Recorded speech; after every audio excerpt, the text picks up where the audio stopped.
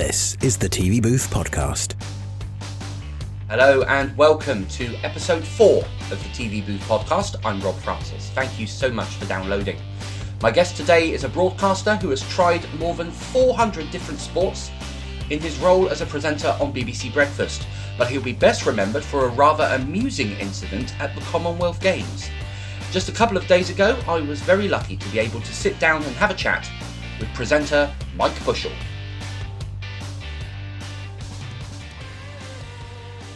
Mike, it's a pleasure to be talking to you today on the TV Booth Podcast. Great to see you, Rob. Thank you. I should just point out for the listeners that we're actually face-to-face. Yes, the indeed. first face-to-face podcast. We are here at the White Hart in Overton, lovely pub in Hampshire. It's gorgeous. And I can't think of any better place to chat with you, actually, to be fair. Yeah. Okay, so let's start at the beginning. Yeah. How did it all begin for you? What inspired you to want to work in television? Well, it's bizarre that I know there's been this programme on recently called Up, the Up series, 63 Up, which I've followed all my life, actually. It's very true when I look at it. Give you the man at 7, and show you the child at 7, I'll give you the man. Because for me, that works to a T, not that I realised. So, grew up in a Stevenage flat, council flat, and then parents, both teachers, they moved to a Hertfordshire village called Ashwell. Loved that there. One of the first things I wanted as a kid was a duplicator. Now, for those too young to remember those, these were things where you could get a typewriter sheet, put it in the duplicator, it would knock off several copies. You turn the handle, it was about the size of a chair, really. It was quite big. And you could knock out several copies and you didn't have to type it out again and again. So you'd type out your stuff. And so I did a little village newspaper for my mates. It had a circulation of 8. It was called the Daily Owl. It cost a penny. And I used to do sort of articles, competitions, the latest news from around the village. It wasn't very long. Pictures, cartoons used to come out from other magazines. I know it's copyright, but it's only 7. And I used to go on my bike and distribute it. Probably monthly, I think it was. It was called the Daily Owl. But then I kept giving away Christmas presents as prizes. So I remember it all stopped because, well, 2 reasons it stopped. One reason, I kept giving away all my Christmas presents as prizes. People would come and knock on the door, and my mum would say, "Well, what are you doing giving that away? I'm just giving it to you for Christmas." "Oh, he's won it in the Daily Owl." And then I organised a Nits and Knockout for the whole village. 100 people turned up. I put posters everywhere, but I didn't realise we were going away to Barnsley for the weekend. Oh dear. So it was never properly organised, and a lot of people got a bit upset about that. So after that, I realised my place. I was only a small child. And then I got quite shy being a teenager, so I did lighting on productions, but never wanted to be in a play. Had dreams of being a farmer, a dairy farmer. Don't quite know why, or a zookeeper. Had a love of animals. But then when I was about 15, there was this teacher at school who persuaded me to be in a play because it was about a little mouse of a man called Willie Mossop in Hobson's Choice. And I went in that, and then through that got into the National Youth Theatre, so that was a big break. Just by chance, by this teacher persuading. I thought, no, I'm too shy to go in this. But that was great for confidence. I advise anyone who can be in a production just to give it a go at school or whatever, because that was life-changing. And then did a degree in drama and theatre. Thought I could be an actor, but I wasn't really good enough. So I had various jobs working down the sewers, working in a shop. I was a Roman centurion on the streets of Winchester, £5 an evening I used to get for that. Jump out on tourists. Except one time I jumped out on these guys have been teasing me every night, actually. They were sat in the pub garden. They see me standing there every night to do my lines in front of the tourists, wearing my Roman costume and a sword. One evening, they let all their dogs off the lead. And their dogs came sniffing, and I jumped out with a sword, and the dogs went mad. Oh dear! And I was quite scared of dogs, actually, so I ran up the high street towards what was then Woolworths and flagged down a police car, saying that I was doing this tour, but I was being hounded by these dogs. So this policewoman gave me a funny look. Anyway, so eventually did a drama degree, but I thought being in a theatre company was too in debt. So then I thought, well, I'll get a job on a local newspaper. Definitely advised that. So I went for the Hampshire Chronicle, and I was actually told by the Steve Robinson, who interviewed me, very nice guy, at the Hampshire Chronicle, that the only other applicant that was of any note was a lady who'd sent her pictures of herself topless in. Oh, so I struck lucky on that. I was fully clothed and got the job. Excellent. For some reason. So we were up and away working for the Hampshire Chronicle, posted out the Eastleigh Weekly News. Started doing my indentures, as they say. You know, your training. They send you away to college for 10 weeks to learn law, shorthand. So I went to Highbury, Portsmouth for that. But after the 10 weeks, rather than carry on with my 2.5 years indentures, if you like, NCTJ, I think they called the course, over 2.5 years. We formed a band there, a very bad band called Don't Push the River. And so we gave up our jobs and went touring around Europe. Oh, right. So which is a bit of a risk when you've got a job on a newspaper. But unfortunately, the third day in, all the stuff got nicked out of the van in Amsterdam. Oh, dear. So we ended up busking. But we kept going in our van, Ned the dustbin. And we got all the way to Sarlat in France, into Spain. And then in Sarlat in France, the van had completely broken down, so we ended up just playing at his restaurant and washing up. But that was great for a few months. Came back eventually and got a job on the Derby Telegraph, the Derby Evening Telegraph, which wasn't my favourite paper to work on at the time because it was very tabloid, and I've been used to this sort of sleepy journalism, not sleepy journalism, very good journalism, but the Winchester Chronicle, the Hampshire Chronicle. Absolutely. The Derby Telegraph was a bit of a shock.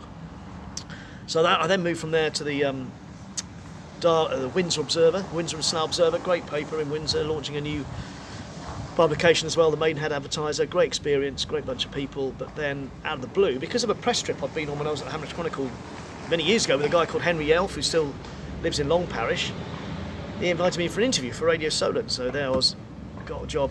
They could see potential apparently. Yeah. And so I got the first job at the BBC in 1990. It was February 1990. Posted out to the Isle of Wight to be the Isle of Wight correspondent, which was a wonderful, varied patch. Excellent. Full of strange stories. But it was a great place to learn the trade as a radio and TV reporter, because you're the only person there. And there were so many quirky stories there. I used to have drinks at the pub with a shire horse in Cowes, and with a fox at the Ventnor Spyglass Inn. There was a fox that used to sit on the bar stool, eating pork scratchings and drinking a pint of speckled hen. Seriously. Fantastic. So you've moved on to radio now. Yes. How did you get into television? How did that was the lucky thing about being on the Isle of Wight, because I was the face of the BBC on the Isle of Wight. So you were the officer for the office staff. So if anybody came in with a story, you'd greet them, bring them into the office, make them a cup of tea, say what's your story. So you were the face of the BBC on the Isle of Wight. Most of the time that would then become a radio story, which I do all myself, record on a Ewer tape recorder and then edit myself with razor blades in the little back room where they had 2 reel-to-reel machines, and you'd edit like that. And that would be sort of maybe 2 or 3 times a week. And then occasionally, if the story is big enough, for example, once when prairie dogs were tunnelling under the Isle of Wight and they were a risk to farmland and farmers and they were going to be gassed by the council, that became a big TV story. So I worked with a cameraman who was over there called Brian Bradbury, and he was the cameraman, and we used to film it together, and then I'd go across to Southampton to edit it. And those are the first little steps into TV. So once every 2 weeks maybe I'd get to do a TV piece for South Today. Yep. But that was good experience, and that went on for a few years until eventually they moved me on to the Thames Valley patch up in Reading, which was a very big patch and probably more important in terms of the crime stories that were coming out that I'd report on, but didn't quite have that sort of quirky sense that the Isle of Wight had. But I suppose it gave me better experience. And then eventually, after years of reporting, you are allowed to do a bit of news reading, breakfast bulletins on South Today, and then a few in the evening, and then occasionally even at lunchtime. You start doing live broadcasts out and about, and so you move from radio to TV and learn how to work with pictures. They send you on courses. And then that started, and then eventually specialised in sport and entertainment, doing what I think called What's On. Chance to be a bit more imaginative, a bit more creative, use the acting person that was still latent in me. And that enabled me eventually to then move up to the news channel, BBC News 24 and Breakfast eventually. Yeah, I was going to ask you about BBC News 24. Were you there from the beginning, or were you there? Yes, I was. I remember the first day it went on air, I was a sports reporter. I had to go and interview Lawrence Dallaglio. All right. But I didn't take a box. And so it did look ridiculous. The first interview I did on the BBC News channel was an interview with Lawrence Dallaglio, and it looked crazy because my arm was right up in the air, still under his nose. But yes, Mary Rhodes was the presenter, and it was 1997 when the news channel, the first faces on, and then presented there for a while. Then I came back to Southampton for a little bit to do a history series just while the news channel was getting going. But then in 2001 I went back full time to London, commuting up from Hampshire to work for BBC News 24, and then eventually BBC Breakfast, which were in the same building and the same office. Absolutely. It's not now, but that's right. It's all changed. Yeah. So, what would you say you're most proud of, career-wise? Well, I think your best moment. I think it really has been helping people that aren't sporty get into sport. And there's been so many numerous examples, because that's what it was. In 2006, the editor of Saturday Morning said, look, we're losing audience. For some reason, people They're going to make the cups of tea or going to the toilet when the sport comes on. What can we do? I said, well, I remember the days at South Today when we used to try and do features do the main sport, the results, the goals, the wickets, the tries, but then at the end do something that embraces everyone, maybe a sport that people do for fun or for fitness, whatever it may be. And at the time there weren't that many examples around, but I remember I was walking through a forest in Bracknell in Berkshire, and there was all these husky dogs coming, pulling people on chariots. Yeah. And it was the British Sled Dog Racing Championship. I didn't even realise it was out there. I went into the forest and found all these people with their lorries and their camper vans with jacuzzis for the dogs and cushions for the dogs. And this was their sport. I thought, well, let's do a piece on that. So we did a little report on that for a Saturday morning, and then started each week. People would suggest what they do at weekends, and it could be anything. Some of the bizarre history sports around, shin kicking.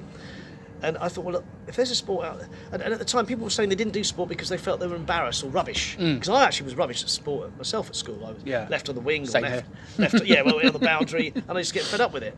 But I thought, if there's a sport we can just do for fun, because sport should be about play initially. Absolutely. Just have fun with your mates, have a laugh, make each other laugh. Yeah. Whether it's tiddlywinks or badminton, whatever it may be.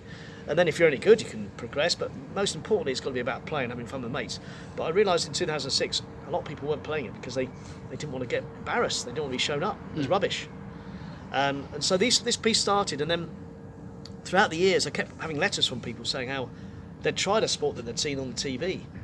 There was one called Horse Trek, and it was literally sitting on a horse and going for a ride.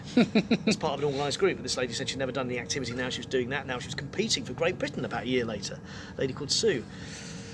And then bizarrely, there was there's two stories. First of all, there was, I know it sounds bizarre, but I went to cover the Worm Charming World Championships in Cheshire. And this is where it was invented by a policeman who brought it across from America, where it's professional. They use it to get bait out of the ground, have these worm grunting, it's called in America, festivals. But the Worm Charming's in Cheshire every year. Started in 1980 by this ex-policeman. Did it as a charity thing to raise money for his village. Great idea. You got a square metre earth, and you've got half an hour to get as many worms out of the ground as you can on your patch, but you can't use liquid. It gets banned. Right. So I went along to Cheshire, to Worcester, and it was bizarre. There were people from Mexico with rain simulators that made the sound of rain. There were people on space hoppers. There were people playing musical instruments, tap dancing, singing, all sorts of methods. But the favourite method was twanging, where you stick a pitchfork in the ground and you vibrate it very vigorously, and you create a vibration. You make that noise as well. And these people that did it up there had massive muscles, upper body. They'd been training for months.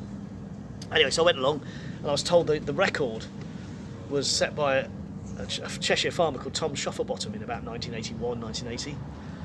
But then, after I did the piece, I'm not saying it was because of the piece, this little girl called Sophie Smith went along with her dad in 2009. She was 11, and she wasn't sporty.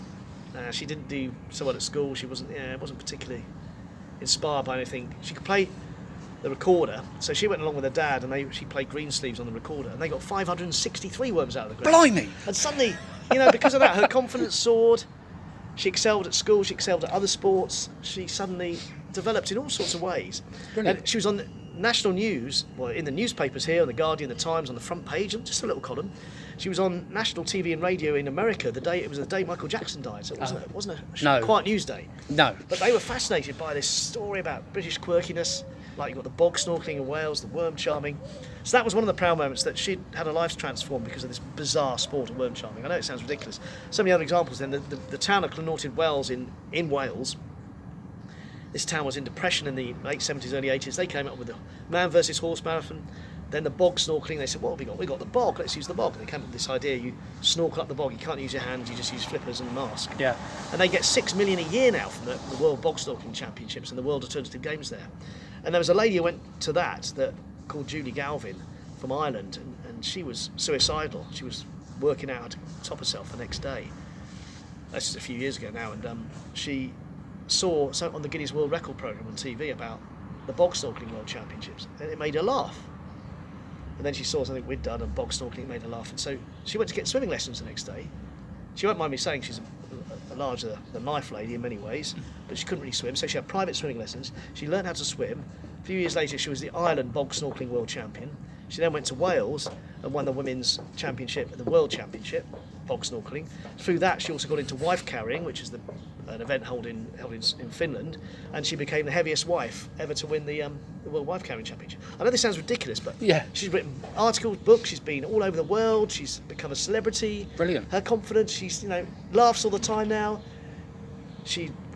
Everywhere she goes, she's recognised, and she's got so much self-confidence. That's what it is, self-belief, self-confidence. So she's probably my sporting icon, my favourite sporting moment. Someone like that's been so inspired. Yeah. And had their life transformed by seemingly silly, daft sport. Not that they're any good at sport necessarily, but they have their life transformed by the confidence it gives them. We have got to talk about this because a lot of people have been asking about this. The infamous moment in Australia last year where you took a tumble into a swimming pool. So let me set the scene. It's a life-changing moment, really, because every morning during the Commonwealth Games, I was so lucky because we were doing the sport on breakfast live from the beach. So what would happen, you'd go live at 6 o'clock in the morning, British time, which would be 3 o'clock in the afternoon, Australian time. By then, a lot of the events of that day had happened, so you'd have medal winners. So I think it's called Producing Talent, this group over there from Team GB and Team England, Scotland, Wales, Northern Ireland, would bring any medal winners or gold medal winners to the beach to be interviewed. So they'd do Radio 5 live, they'd do Hazel Irvine, BBC Sport, and they'd do breakfast. We'd all wait our turn. So you'd do the sport live, and then at some point, we can grab Tom Daly, who's just won gold in the diving. Here we are, Tom, hello. On the beach, beautiful setting of the sea, lapping at our feet, on the sand. That was our studio. On the Tuesday, I think it was the 11th of April, we had a message at 6:25 in the morning, British time, 3:25 in the afternoon, Australian time, that the swimmers were stuck in traffic. We had 6 medal winners, 5 golds and 1 silver winner from Team England, all coming to be interviewed. So I remember their names, I remember what they'd achieved, but they weren't going to get to the beach. So they said, can you get to the swimming pool? Run up that road. So me and the cameraman called Rashid, we picked up his tripod and his camera and his live link, and we pelted it full pace up this road. It was now 28 minutes past 6 British time in the morning, past 3 in the afternoon Australian time. We walked into this swimming pool, and there were, on one side there were holidaymakers, just at their hotel. It was a hotel pool. There was a camera team of about 4 or 5 from BBC Sport with Hazel Irvine, because they were doing the recorded interview for the main BBC One programme. And I was told in a whisper by one of the sport producers to sit round the other side of the pool and get ready, because after Hazel had finished we could do them live on breakfast. Now, all I saw, there was one main pool where all the holidaymakers were sat around, and Hazel Irvine had all the swimmers sat around this little tiny kids pool, I thought, all with their feet in the water. They all had different microphones because they got bigger budget, I guess, and so they all had their individual mics, stick mics. So I was on the other side of the pool, I got my shorts on, thought, right, I can step into the water and interview them one by one, because I only had one mic, you see. And so I did the rest of the bulletin, and during the rest of the bulletin I was moving closer and closer to where the swimmers were, and I was talking about the table tennis star from Wales, and Hazel still hadn't moved. So I went, Hazel. When I was reading, just tapped her on the shoulder and gestured to her to finish, and she was very polite, said, of course, yeah.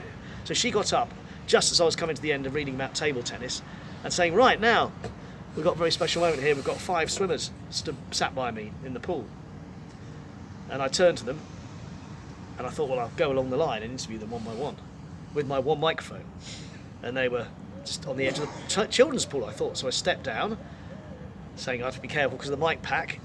And I remember their names. I remember us being done so well that I remember their names. Yes, I got it, all their names. But then, as I went to ask Sarah Vasey the first question, that's when I took a step to my right and didn't see the deep bit of the pool. And then went way in slow motion down into the deep bit, trying to keep the microphone up and trying to pretend that it hadn't happened. So I sprang to my feet and apologised profusely, while everyone else around me just fell to the floor laughing.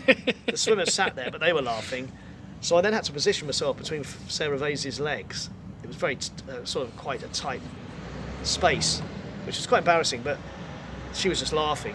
I got through the first question, she got through her first answer, and then kaboom, the microphone pack went. It got wet.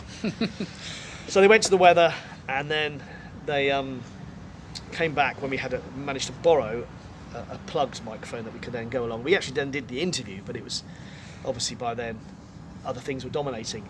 And apparently the editor back in Salford who was editing that morning's programme, was at first livid. What has just happened? Oh my God, what's happened? Until a guy called James O'Hara outside pointed out, had she seen the social media reaction already within minutes?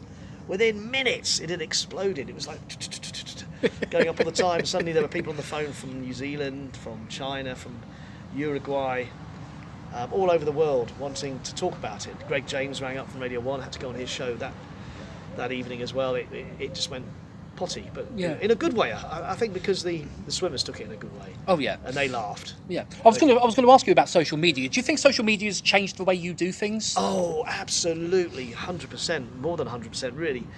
It's now almost taken over as the main platform, I suppose, because first of all, the way that the audience react. It used to be on emails, and you have to log on, go to emails to read audience comments if they didn't like something, if they like something. Now, as soon as it's on social media, they can react. Yeah. You get lots more stick, but you get a lot more positive comments. People can say, well, it's all out there, it's public. It's a great way of engaging with the audience and sharing things. You can go live now. And so whatever I do now for TV, you have to do a social media version. Yeah. In fact, for this coming weekend, Friday and Saturday, outside the normal breakfast job, I'm going down to Bolesworth Horse Show, International Horse Show in Cheshire to cover the equestrian. There's no real story for breakfast as such, but I'll be doing live stuff, tweets, social media, Instagram, Facebook, as much as I can. Excellent. And that's the role for going there. And so that's become now more, I think more, and Saturday morning pieces now, as much emphasis is really put on the social media version, which is done with text and a minute shortened, potted version of it, where people have to get all the contributors as well to speak down the lens to camera rather than being interviewed. It's their story, if you like. Yeah. So social media versions have become as important, if not more important now. As a way of connecting with young audience and a way of them hopefully drawing people back to watch the main programme. Absolutely. So, what would you say is your all-time favourite sporting moment? Oh, goodness me. Well, I remember, I mean, everyone's got their own team. I'm, for a bizarre reason, a Leeds fan. Glory Hunter for the Saints. Yeah, I know, Glory Hunter. Oh dear. I always liked Saints as well, but yeah, it was mainly Leeds when I was 5-60. I was told at school, living in Hertfordshire.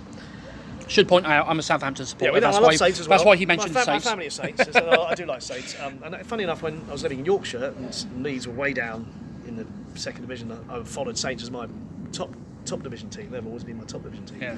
But obviously, you looked at times. I remember I was old enough to remember when they won the title in '92. So on a personal, you got your personal favourites, haven't you? I obviously remember England at World Cups. I mean, the highs of the win over Cameroon and so many highs. England beating Holland 4-1 in the European Championships in '96, and last summer as well. Football's probably given my greatest highs, even though it's been watching on the whole on the telly. Yeah. I suppose being live in an event. Wow, there's been so many. I suppose lesser known sports I've been to cover. I mean, I've been to it. It's funny because you go to Olympics, but you don't necessarily go and watch the sport. You're in a studio or you're in an office processing the information from your live point. I think taking part in running the London Marathon and finishing the London Marathon, that's got to be one of the best, not just sporting moments of anyone's life, but of any part of life, because the crowd, the atmosphere, the bonding, the camaraderie that you get, the energy you get from everybody around, and the support, just to finish. And that goes for any race, whether it's 6k, 10k, a London Marathon or whatever. I think that sense of achievement is wonderful. I mean, an all-time sporting moment is such a hard one, because do you go personal or do you go... Professional. Yeah. Professional, yeah. Professional is... I'm trying to think. Yeah, I mean, professional... Wow. I think Andy Murray, I wasn't there. Yeah, Andy Murray winning Wimbledon was a highlight. I'd been covering it in the morning, but I had to get back to Andover because my daughter was doing a Beavers and Scouts parade. But I remember taking her into this pub in Andover, seeing him do it, but only about 5 people watching it, because there was a football match on at the same time. Yeah. I can't remember what they were watching. There was something else on. Probably would have been. No, probably July, wouldn't have been football. No, because football season finished in May. So. Yeah, I don't know what it was, but anyway, there was something else distracting them. But I turned to my daughter and said, "Do you realise the significance of this? Andy Murray winning Wimbledon." That was a hairs down the back of the neck moment, even though I wasn't actually there. But I've seen some amazing matches there. but not finals, because you get to cover it in the morning, but then you leave by about 10. Yeah. Because you're only there to do the previews. But that was a incredible moment, wasn't it? Absolutely. Yeah. Great moment. Yeah. And I hope his career will continue. Oh, I'm sure. Despite the injury, I hope he'll be back. I think he'll be back in some form, even if it's doubles. Absolutely. Yeah. Well, a couple of weeks ago, a big event happened in your life. Yes. You married. Yes. Your lovely new wife, Emily. Yes, indeed. And you may have seen the photos on social media of him and his new wife on a tandem bicycle. There is a story. There's a great story, isn't there? There is a fantastic story involving a member of staff at this pub where we are, the White Hart in Overton. I'm going to let you tell the story, Mike. Yes, I really didn't know what to expect. So my university mates from Winchester, from King Alfred's actually, we weren't good enough to go to university. I have to point that out. It was King Alfred's College at the time. It is now Winchester University, but at the time it was King Alfred's College back in the 80s. Great mates who now live in London probably, and one lives in Bath. They clubbed together very kindly. A big surprise at the end of the at the start of the party in the evening, they just came out with this present tandem which they put together up at Oakley Hall, and of course we had to get on it straight away. We rode around the gravel at Oakley Hall. It became a bit of a sporting event because lots of other people would have a go, but actually fair play to Emily, she had a bride's dress on still. Oh, blimey. And her mother, Angela Bond from Overton, ran along behind holding the bridal dress up. So then for the rest of the evening, during the party, a couple of other people had a go. They're quite challenging. You've never been on a tandem. You can do it, but you do need to get into sync with the person. You have to, yeah. And so a few people took it for spins, and then it got put to a side when it got dark and people were dancing away. And then being the host, well, not the host, but actually I hadn't had much to drink all day because you don't do your own wedding, do you? So I was keen for the party to go on after 1, and so I was chatting to a few people actually from another party, and Simon, the great landlord for this wonderful pub, the White Hart. The assistant manager of this pub. Assistant manager, yeah, indeed. So yes, Nick and Simon. Nick and Simon, of course. Yep. Assistant manager. I mean, yes, we all had a few, and it was about 3 in the morning, and Emily and I, we'd had enough. We decided time to go to bed. And so Simon carried on having a tipple with friend Gemma and her friend. And I do remember Simon saying to me, I don't know how to get back. I said, I might borrow your tandem. There's no way he can get on a tandem. On his own? And ride those dark lanes all the way to Oakley from here. Sorry, Overton from Oakley. But he said, don't worry, if it's not here in the morning, check with the White Hart. So sure enough, the next morning at Oakley Hall, I asked the owner up there, or one of the bar managers, where's the tandem? We can't find it. It has disappeared. So I telephoned the White Hart, and Nick said, yes, it's here. It's here. Yes, your college mates who stayed here last night, they've been laughing the fact that it's here this morning. But it's a bit worse for wear. So there's two ways of looking at this, really. Yes, Simon did end up in a ditch, and there's a brake broken, a mudguard came off, and a spoke missing. Well, a spoke came out, but it's still rideable. It's going to get repaired, but the back brake still works. You can still ride it around. The middle saddle's a bit wonky, but things you can live with. But the fact is, hats off to him. He managed to ride all the way back from Oakley to Overton, which is 4 miles. Yeah. On a tandem, which is built for 2. Yeah. Which is quite heavy. No lights, but I guess it might have been light anyway. Yeah. This time of year, it might. So let's say it was light. Yeah. Let's say it was light. 5 o'clock in the morning. Yeah. And maybe he got taken out by a crow or something, or a buzzard. Probably. Early morning. Probably. I don't know which ditch he ended up in, but he got back safely. That's the main thing. That's all I care about, is that our good assistant manager from this wonderful pub came back safely in one piece. I should just point out that Simon was absolutely mortified at breaking it and has offered to pay for the damage. He's a great guy. He's a great guy. Great guy. We all love him, and he's a great friend. So no, it's more important to me that he was in one piece. Absolutely. Than the bike. The bike's fine. It's a good story as well. Attached to the bike forevermore. Oh yeah, absolutely. Overton legend. Absolutely. Let's go back to television now. Yeah. To start wrapping things up here. What do you think makes a great television presenter? Right.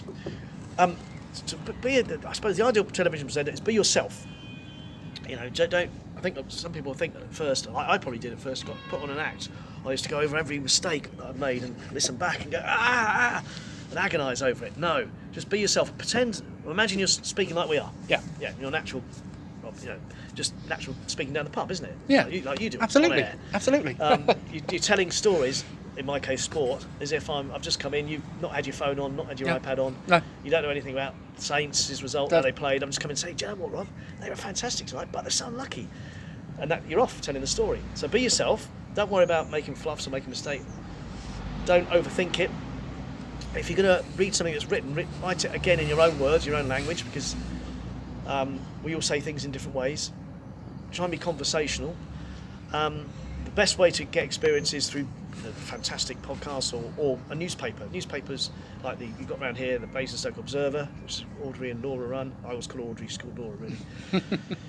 She runs great places like that where you get to know how to get local stories, you get used to writing in a journalistic way.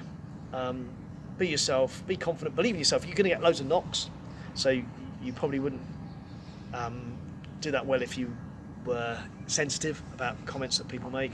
You know, I got told my face was too small. That I look a bit like a fetus sometimes. An Oompa Loompa. Oh my word! An Oompa Loompa. When my hair's short, that is. Yeah.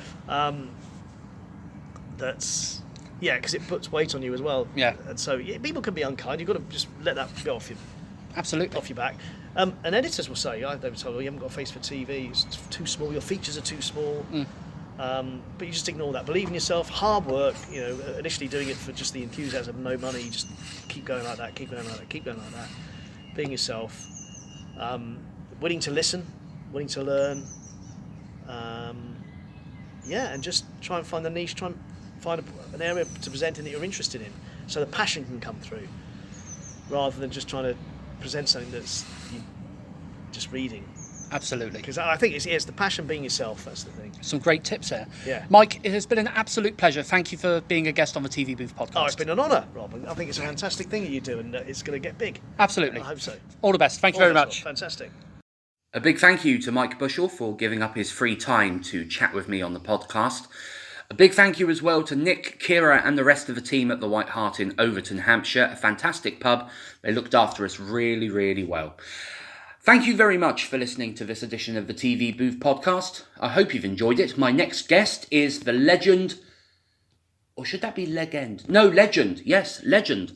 That is Greg Scott. I'm really looking forward to that one in July. I hope you are too. Don't forget you can download the podcast at tvboothpodcast.co.uk, where you'll find all the information you need about the show. But until the next time, thanks for listening. I'm off to go and play noughts and crosses with the Test Card Girl. I'm Rob Francis. Thank you so much for listening. Goodbye.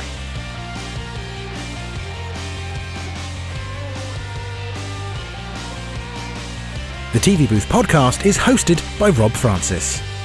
Copyright 2019. Because you always need one of those.